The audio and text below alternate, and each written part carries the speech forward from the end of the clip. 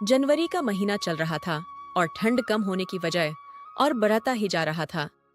ये कहानी है मध्य प्रदेश में बसा एक छोटा सा गांव, जिसमें बंसी अपनी पत्नी अनु और दो छोटे छोटे बच्चों के साथ रहता था। बंसी काफी गरीब था, लेकिन उसकी ईमानदारी और दिल में जलता चिंगारी उसे यकीन दिलाता कि आज नहीं कल उसे एक अच्छा काम जरूर मिलेगा। अजी, आपको शर्म नहीं लगती? बच्चे यहाँ भूखे तड़प रहे हैं और आप हैं कि चुपचाप घर में बैठे हैं। कल कैसे कैसे मैं बचा चावल बनाई हूँ, लेकिन मुझे समझ नहीं आ रहा है कि आज क्या बनाऊं। घर में खाने को कुछ भी नहीं बचा, अब मैं क्या करूं? अनु, तुम भगवान के लिए मुझे मत डांटो। तुम्हें तो पता ही है कि ठंड में काम मिलना कितना कठिन होता है। लेकिन तुम चिंता मत करो, मैं कुछ ना कुछ उपाय जरूर निकाल लूंगा। इस खराब परिस्थिति में एक तुम ही तो हो जो मेरी ताकत बनकर मुझे हौसला मेरे साथ खड़ा रहोगी। लेकिन तुम ही टूट जाओगी तो मैं भी टूट जाऊंगा। मैं आपकी मजबूरी समझ रही हूँ, लेकिन मैं क्या करूँ? मेरी इतनी अच्छी सहेली कंचन, वो भी हमारी गरीबी का मजाक उड़ाती है। हम लोग जब साथ में पढ़ाई करते थे तो वो मुझे बोलती थी कि अनु, कुछ भी हो जाए हम दोनों हमेशा एक अच्छा दोस्त बनकर रहेंगे, दुख सुख में हमेशा साथ देंगे। लेकिन आज सुबह जब उसके घर गई कि कंचन बहन मुझे कुछ खाना दे दो, मेरे दोनों बच्चे कल से भूखे हैं, तो आपको पता है वो क्या बोली? कहती है, अनु बहन, तुम जैसे गरीब हो उससे कई गुना गरीब मैं हूँ। मैं तो अभी तुम्हारे पास कर्ज लेने आ ही रही थी, लेकिन तुम भी गरीब हो, मुझे नहीं पता था। जबकि उसके दोनों बच्चे खीर और पूरी खा रहे थे। अब आप बताइए कि लोग हमारी इतनी मजाक उड़ाते हैं, लेकिन फिर भी आप काम की तलाश नहीं कर पाते। यहाँ का ताना तो मुझे सुनना पड़ता है। हे भगवान, आप इतनी कठोर कैसे हो सकते हो? बंसी के पास अपनी पत्नी के लिए कोई जवाब नहीं था। बेचारा मुंह लटकाए फिर से काम की तलाश में निकल जाता है। भूखे पेट उसे चला भी नहीं जा रहा था, लेकिन उसकी हालात ने उसे मजबूर कर दिया था। वह एक रईस और जाने माने सेठ के पास जाता है। उसे पता था कि यहाँ भी उसे काम नहीं मिलेगा, लेकिन फिर भी वह एक कोशिश करता है।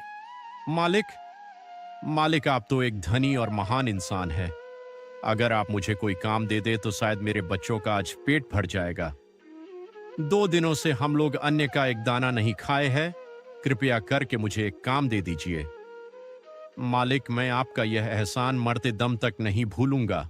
अरे वो मूर्ख इंसान, तुम्हें दिखाई नहीं देती कि हम दोनों कितनी जरूरी बातें कर रहे हैं? अगर फिर से बीच में टपके तो मैं तेरी जान ले लूंगा। ऐसे भी भूखे कितने दिन जिएगा? रुको 10 मिनट, अभी तुझसे बातें करता हूँ। देखो श्यामू, कुछ भी हो जाए, लेकिन ये 2 बोरी सामान जल्द से जल्द वीरेंद्र ठाकुर के पास ले जाओ, क्योंकि ये सारा सामान उनके यहाँ पहुंचाना बहुत ज्यादा जरूरी है। क्योंकि उन्होंने कल ही मुझे बोला था और मैं भूले भूले में भूल गया।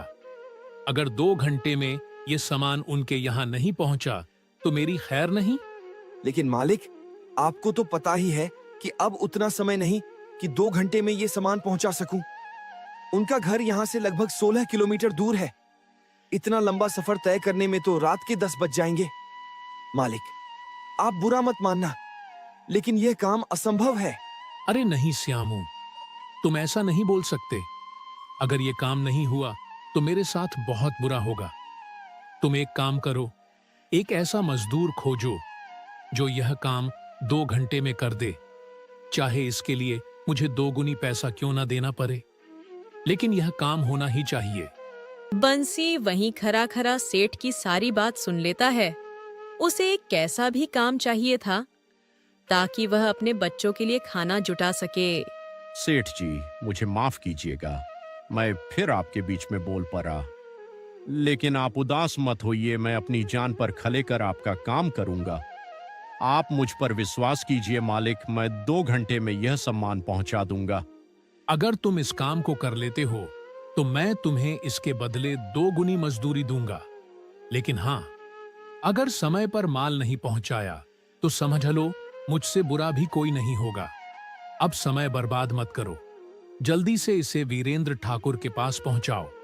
बंसी सेठ के कहे अनुसार दोनों बोरी अपने माथे पर रखकर लंबा सफर तय करने निकल जाता है।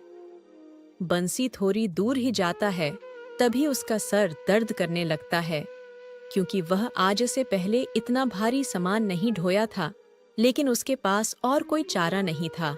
घर में बच्चे भूखे थे और खुद भी भूखा था। वह मजबूरन आगे बढ़ता चला जाता है। बंसी जंगल के रास्ते से जा ही रहा था, तभी वह देखता है कि रास्ते पर एक व्यक्ति जख्मी पड़ा हुआ है। हे भगवान, ये बाबा कौन है और इन्हें क्या हो गया? अरे बाबा उठो, आपको क्या हुआ? कुछ तो बोलो। लगता है ये बेहोश है। लेकिन अब मैं क्या करूं?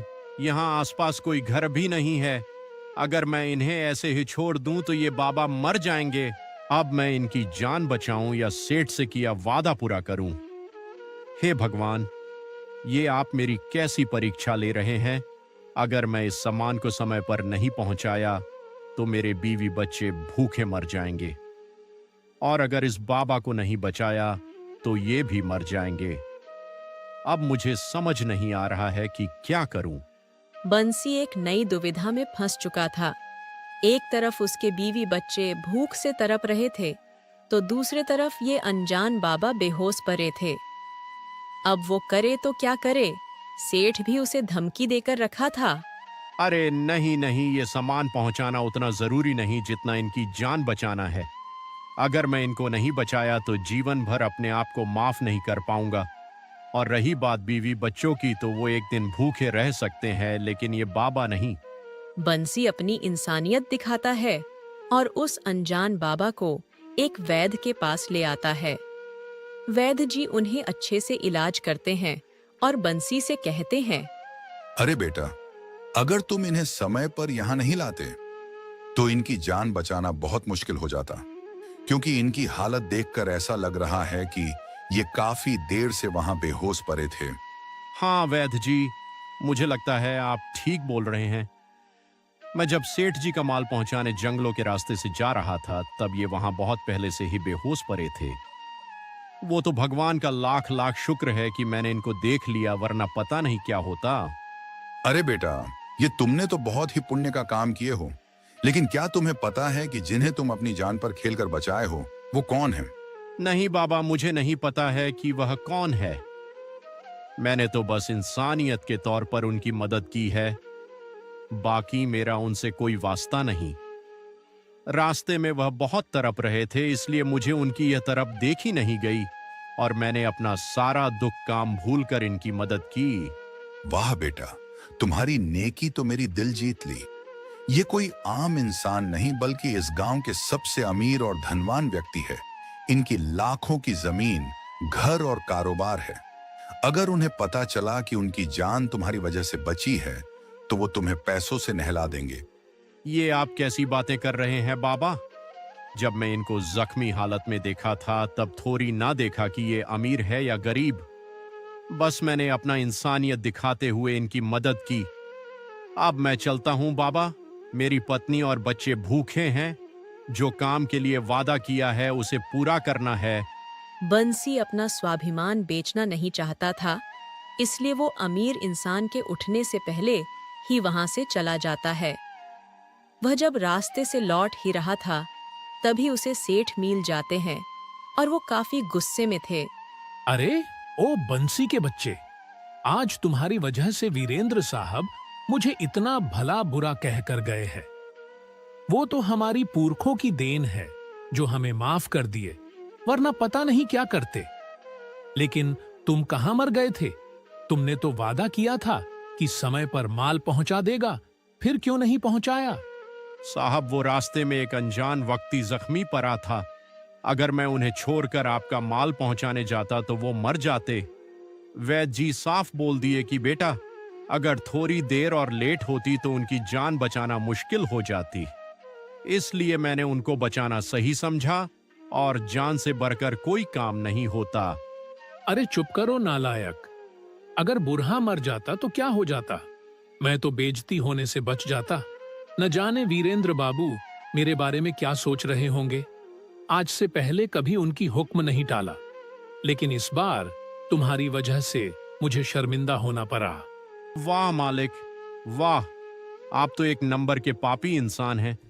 किसी की जान आपको प्यारी नहीं, लेकिन अपनी इज्जत प्यारी है। खैर, आपसे यह उम्मीद नहीं थी। अब आप मुझ पर रहम कीजिए और मुझे मेरी मजदूरी का पैसा दे दीजिए। वहां मेरी पत्नी और 2 छोटे छोटे बच्चे भूख से तड़प रहे हैं। तुम्हारी हिम्मत कैसे हुई मुझसे उस चीज का पैसा मांगने का जो तुमने किया ही नहीं। वो तो तुम्हारी पहली गलती और तुम पर तरस खाकर तुम्हें छोड़ रहा हूं, वरना तुम्हारी इस गलती के लिए तुम्हें इस गांव से धक्के मारकर भगा देता। इतना सेठ कहकर वहां से चला जाता है।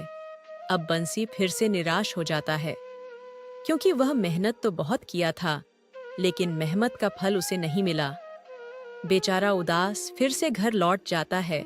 जब उसकी पत्नी उसे निराश और खाली हाथ देखती है, तो बंसी से पूछती है, अजी, फिर आप खाली हाथ वापस आ गए? हे भगवान, आपको मेरे पर नहीं तो कम से कम मेरे मासूम बच्चे पर तो तरस खाए होते। कल से भूखे आंसल गाकर बैठे हैं कि कब उसके पिता उसके लिए खाना लाए और वो अपनी भूख मिटा सके। मैं क्या करूं अनु, आज बहुत मेहनत किया हूं, लेकिन पता नहीं क्यों मुझे फल नहीं मिला। लेकिन तुम चिंता मत करो, भगवान पेट दिए है तो भोजन का इंतजाम भी वही करेंगे। बस हमें धीरज रखना है। नहीं जी, आप भगवान भरोसे रह सकते हो, लेकिन मैं नहीं। आप इतना जरूर याद रखना, अगर मेरे बच्चों को कुछ हुआ तो इसका जिम्मेवार सिर्फ और सिर्फ आप होंगे। एक नजर फेर कर देखो तो सही, कैसे मुंह लटकाए बैठे हैं। बंसी अपने बच्चों को देखता है तो उसका कलेजा फट जाता है, क्योंकि भूख के मारे उनका शरीर कमजोर होने लगा था। लेकिन बंसी बेचारा कर भी क्या सकता था, उसकी तकदीर ने उसे जकड़ कर रखा था। इधर बंसी ने जिन्हें मरने से बचाया था, उन्हें अब होश आ चुकी थी और वो वैद्य से सारी बात पूछने लगते हैं। अरे बाबा, मुझे क्या हुआ था और मैं यहाँ कैसे आया? मैं तो जंगल में टहलने गया था, लेकिन अचानक मेरा सर दर्द करने लगा और मैं वहीं बेहोश हो गया। उसके बाद क्या हुआ मुझे कुछ याद नहीं। आप महात्मा मुझे बताने का कष्ट करें। बाबा सारी बात उनको बता देते हैं कि कैसे बंसी ने अपना काम दांव पर लगाकर उनकी मदद किया, लेकिन आज उस पर काफी मुसीबतें खड़ी हैं। वो बहुत ही ईमानदार है सेठ जी। उसे मैंने काफी समझाया कि बेटा अभी मत जाओ, आप जब होश में आएंगे तो उसकी मदद करेंगे। लेकिन उसने कहा कि मैं अपना स्वाभिमान नहीं बेचूंगा। मैंने आपकी मदद एक इंसानियत के लिए किया, बाकी मुझे काम करने जाना है। और इतना कहकर चला गया। लेकिन सेठ जी, उसकी आवाज एकदम धीमी थी, जैसे मानो कि उस पर काफी मुसीबतें आई हों। और हाँ, वो ये भी कह रहा था कि उसकी पत्नी और छोटे छोटे बच्चे कल से भूखे हैं। मुझे लगता है सेठ जी, वो मुसीबत में है, आपको उसकी मदद करनी चाहिए। अरे हाँ वैद्य जी, मैं उसकी मदद जरूर करूंगा। जो इंसान मुझे जानबूझकर मुझसे अपना इनाम नहीं लिया, वो समझो कितना ईमानदार होगा। और उस पर मुसीबत आई फिर भी वह मुफ्त का पैसा लेने के लिए नहीं रुका और मेहनत मजदूरी करने निकल गया। लेकिन अब नहीं, अब उसकी तकदीर मैं बदलूंगा। बंसी का अब नसीब बदलने वाला था।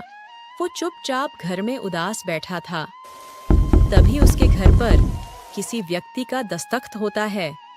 बंसी और उसकी पत्नी दोनों घर के बाहर आते हैं तो देखते हैं कि वही सेठ है जिनको बंसी मरने से बचाया था। अरे साहब, आप मेरे यहाँ, और आपकी तबीयत कैसी है? आप ठीक तो है ना? मैं बिल्कुल ठीक हूं बेटा। ये जीवन तो तुम्हारी ही देन है। अगर तुम मुझे वैद्य जी के पास नहीं ले जाते तो शायद आज मैं तुम्हारे सामने खड़ा नहीं होता। तुमने मेरी जान बचाई है, इसीलिए मेरा भी ये फर्ज बनता है कि तुम आज से भूखे नहीं रहोगे। ये लो बेटा, ये छोटा सा उपहार स्वीकार करो। अरे साहब, ये आप क्या कर रहे हैं? मैंने आपकी जान इसलिए नहीं बचाई कि एक दिन आप उसकी कीमत दे। बस मैंने इंसानियत के खातिर आपकी मदद की। मैं आपका यह पैसा नहीं ले सकता। मैं गरीब जरूर हूं सेठ जी, लेकिन अपना ईमान नहीं बेच सकता। वाह बेटा वाह, आज तुम्हारी ईमानदारी देखकर मेरे आंखों में आंसू आ गए। एक जमाना था जब लोग अपने भाई का कत्ल कर देते थे, और वो भी कुछ पैसे के लिए। लेकिन आज तुम्हारी सोच देखकर मुझे खुद पर शर्म आने लगी है। ये पैसे रख लो बेटा। मुझे वैद्य जी तुम्हारे बारे में सारी बात बता दिए कि तुम और तुम्हारे परिवार अभी भी भूखे हैं। मैं ये पैसे खुशी से दे रहा हूं, रख लो। नहीं सेठ जी, मैं ये पैसे नहीं ले सकता। अगर कोई पुण्य का काम करो और उसके बदले उसकी कीमत ले लो तो वो पाप हो जाता है। अगर सेठ जी आप मुझे कुछ देना ही चाहते हैं तो इस मजदूर को एक काम दे दीजिए। मैं दिन रात मेहनत करके अपने परिवार का पेट पाल लूंगा। ठीक है बेटा, कल से तुम मेरे यहाँ काम करोगे, और ऐसा वैसा काम नहीं, एक मुंशी का जो काम होता है वो तुम करोगे। लेकिन बेटा, आज तुम्हारा परिवार भूखा है, इसीलिए मैं तुमसे विनती करता हूँ, ये कुछ पैसे ले लो ताकि तुम भरपेट भोजन कर सको। ठीक है सेठ जी, आपकी जैसी इच्छा। बंसी बहुत खुश होता है क्योंकि कल से उसे काम मिल चुका था। दोनों पति पत्नी घर में जाते हैं और एक दूसरे बातें करते हैं। देखा अनु, मैंने तुमसे कहा था ना कि भगवान हमारी तकदीर जरूर बदलेंगे। इसलिए हर इंसान को अपनी कर्म करनी चाहिए, क्योंकि फल देना हमारे हाथों में नहीं, ऊपर वालों के हाथों में होता है। हाँ जी, अब मुझे समझ आ गया है कि उस वक्त गलती हमारी थी। आप तो काम की तलाश कर रहे थे, लेकिन कहीं पर आपको काम नहीं मिल रही थी। लेकिन आज आपकी ईमानदारी और मेहनत के कारण पैसा और काम दोनों मिल गया। आप मुझे माफ कर दीजिए, मुझसे बहुत बड़ी भूल हो गई। अरे नहीं अनु, तुम जानबूझकर ऐसा नहीं कर सकती। मुझे पता है कि तुमने जो किया मजबूरी में किया, क्योंकि हमारे बच्चे 2 दिन से भूखे थे। तुम मुझसे माफी मत मांगो, मैं समझ सकता हूँ। आओ अनु, हम लोग साथ बैठकर खाना खाते हैं।